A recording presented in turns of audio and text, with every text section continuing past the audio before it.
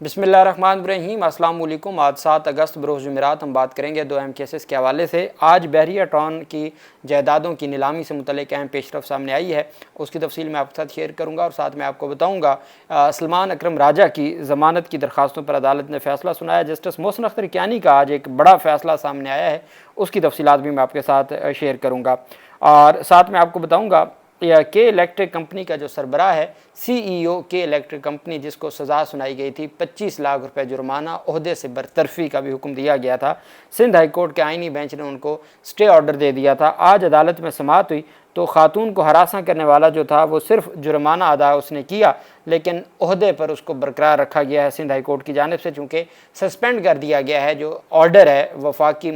सूबाई मुहतसिब का, और उस पर खातून को हरासा करने के केस में के इलेक्ट्रिक कराची इलेक्ट्रिक के chief executive officer Moonis Alvi ने अदालत के हुक्म के मुताबिक 25 लाख रुपए जुर्माना अदा कर दिया। सिंध हाई कोर्ट में ये रकम ये को खातून को नहीं दी गई, जो खातून जिसको हरासा किया गया उसको नहीं, सिंध हाई कोर्ट का जो नाज़र ब्रांच है उसमें जमा करवाई गई और के इलेक्ट्रिक के चीफ एग्जीक्यूटिव मोनस अलवी ने खातून हरासानी केस में ये जुर्माना जमा करवाया। आज समाअत हुई तो अदालत को बताया गया जी कि हमने जुर्माना 25 लाख रुपए जमा करवा दिया है और जो मेन फ़ैसला वो सस्पेंड हो गया है। हम समझते हैं कि ये फ़ैसला कलअदम होना चाहिए, तो अदालत ने कहा चलें इसके ऊपर फिर हम आगे जाके सुनेंगे और फ़िलहाल आपका जो है आपने जुर्माना जमा करवा दिया, फ़ैसला सस्पेंड हो गया, आप अपनी जो बतौर CEO के इलेक्ट्रिक अपनी ज़िम्मेदारियाँ जारी रखें, बाद में इस केस को फिर मज़ीद सुना जाएगा और वो खातून ना उसको जुर्माना या तो जुर्माने की रकम उस खातून को दी जाती, चूँकि अभी अदालत ने देखना है कि ये जो सज़ा थी या फ़ैसला था वो दुरुस्त था या नहीं था। पैसे आ गए सिंध हाई कोर्ट के पास जो नाज़र ब्रांच में और वो ओहदे पे बहाल हो गया और वो जो खातून है उसको क्या मिला, उसको सिर्फ ये मिला कि वो मज़ीद वकला को पैसे देगी, फ़ीसें भरेगी और वो सिंध हाई कोर्ट में केस को फेस करेगी। वो कई साल भी लग सकते हैं, कई महीने भी लग सकते हैं। वहीं पे दूसरी तरफ जो बड़ी पेशरफ सामने आई है वो मैं आपको बताऊंगा। जो असल जिसके ऊपर हमने बात करनी है वो 65 जो मुंतखब नुमाइंदे हैं उन्होंने क्यों इस्तीफ़े दिए हैं और वो क्यों आज ओहदों से फारिग हो गए हैं अपने जो मेंबरशिप से, वो क्यों, उसके ऊपर भी हम बात करेंगे। ये खैबर पख्तूनख्वा में हुआ। कौमी एहतसाब ब्यूरो ने मलिक रियाज और बहरिया टाउन की 6 कमर्शियल जायदादों को नीलामी के लिए पेश कर दिया, जिसमें से एक नीलाम, 2 की मशरूत बोली वसूल, जबकि एक नीलाम हो गई, 2 की मशरूत बोली वसूल होगी, जबकि 3 जायदादों को मतलूबा बोली मौसूल ना होने पर उनकी नीलामी मौखर कर दी गई। मलिक रियाज और बहरिया टाउन की मलिक रियाज कहा करते थे कि मुझे हुनर आता है फाइलों के नीचे पहिया लगाने का, लेकिन वक्त की बात है आज जिसने वो बोली जिनकी मंजूर हुई है वो आज़ाद जो डिजिटल एक नेटवर्क है वो उसके मालिक हैं, CEO हैं आज़ाद डिजिटल जो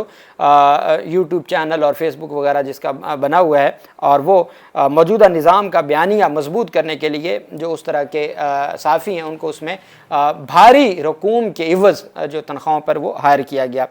तो अब उसके CEO ने ये ख़रीद ली हैं। अब वक्त की बात है, एक वक्त था मलिक रियाज निज़ाम का चहीता था, वो कहा करता था कि मुझे फ़ाइलों के नीचे पहिया लगाना आता है, मैं पहिया लगा लेता हूँ, और आज वो अब्बासी है, वो जीत गया। तो ये किरदार निज़ाम वही है, किरदार तब्दील होते रहते हैं।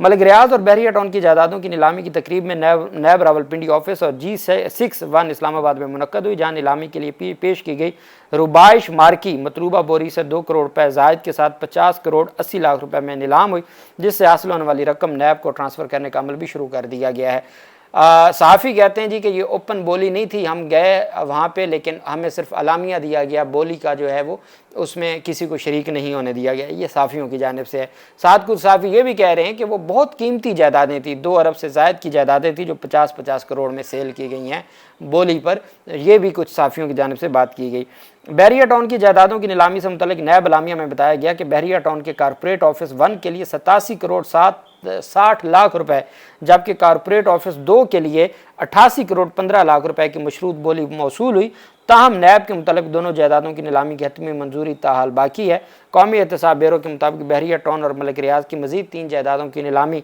मतलूबा सतह की बोलियाँ मौसूल न होने पर मौखर कर दी गई है। इन जायदादों की नीलामी जल्द दोबारा की जाएगी और जिन जायदादों की नीलामी की जा रही है उसमें ये 6 जायदादें थी, 1 की नीलामी मुकम्मल हो गई, 2 की हद तक मशरूत बोली मिल गई है, उसकी अभी मंजूरी नहीं हुई, और 3 जायदादों की जो नीलामी है उसको मौखर कर दिया गया है। नया शेड्यूल जारी होगा और फिर जो दोबारा कार्रवाई होगी, ये आज पेशरफ सामने आई है। वहीं पे पाकिस्तान तहरीक इंसाफ के 3 अरकान ने, एक सेनेटर हैं और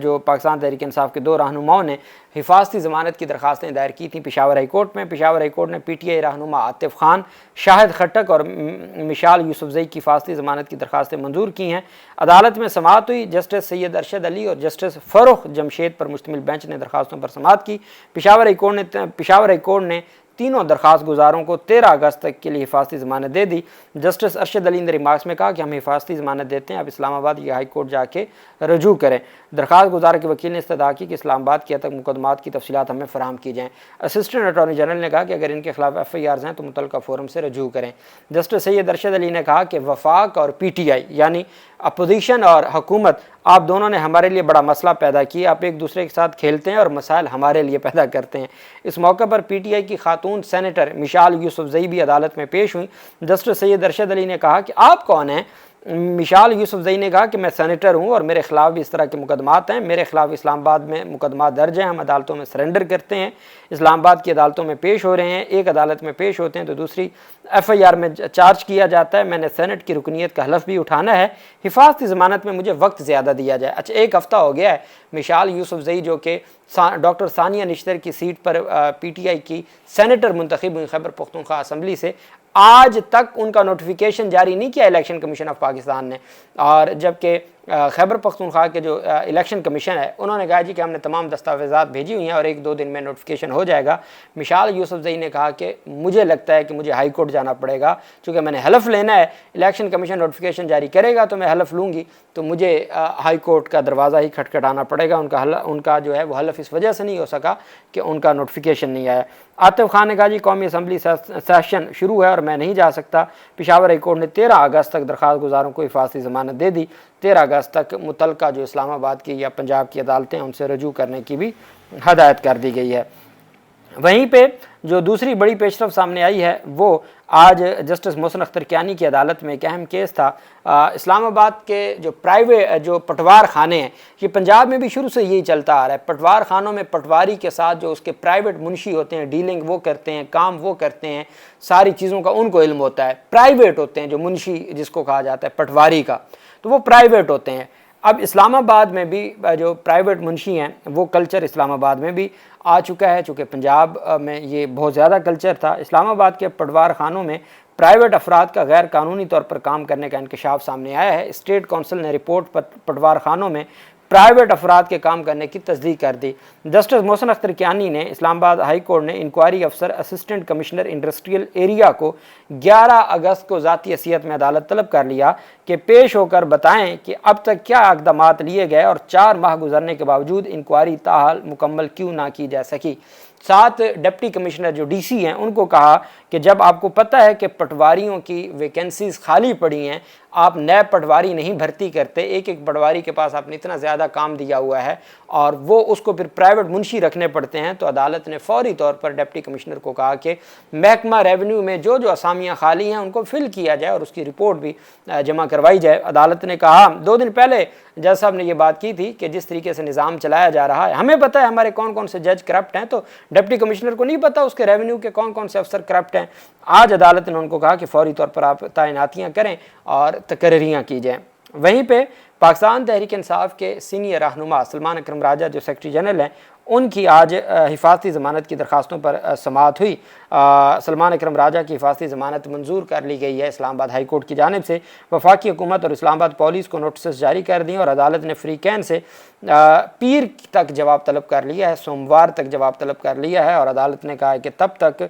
सलमान अकरम राजा को किसी भी मुकदमे में गिरफ्तार ना किया जाए। इस्लामाबाद हाई कोर्ट के चीफ जस्टिस सरफराज डोगर ने समाअत की, जिसमें सलमान अकरम राजा ज़ाती हैसियत में अदालत के रूबरू पेश हुए। उन्होंने मौक़िफ़ अपनाया कि उन्होंने पहले ही मुकदमात की तफसीलात के लिए बाकायदा दरख्वास्त दी थी, जिसके जवाब में इस्लामाबाद पुलिस ने रिपोर्ट पेश की कि उनके खिलाफ 10 मुकदमात दर्ज हैं। सलमान अकरम राजा ने अदालत को बताया कि वो इन पुराने मुकदमात में मुतल्लिका अदालतों से रजू कर चुके हैं, ताहम अब अचानक नए मुकदमात भी सामने आ रहे हैं। انہوں نے بتایا کہ حالیہ دنوں میں تھانہ کراچی کمپنی میں 24 نومبر کا ایک مقدمہ سامنے آیا ہے جس میں نامزد بھی نہیں ہوں، میرا نام بھی نہیں ہے، لیکن عدالت نے میرے خلاف ناقابل ضمانت وارنٹ گرفتاری جاری کر دیے ہیں۔ ان کا کہنا تھا روز بروز نئے مقدمات سامنے آ رہے ہیں اور انہیں خود بھی معلوم نہیں کہ اب تک ان کے خلاف کتنے مقدمات درج ہو چکے ہیں۔ انہوں نے عدالت سے استدعا کی کہ جب تک تمام مقدمات کی تفصیلات فراہم نہیں کی جاتی ہیں اور وہ متعلقہ عدالتوں سے رجوع نہیں کر لیتے تب تک انہیں حفاظتی ضمانت دی جائے۔ عدالت نے سلمان اکرم راجہ کی استدعا منظور کرتے ہوئے ان کی حفاظتی ضمانت منظور کر دی اور کیس کی سماعت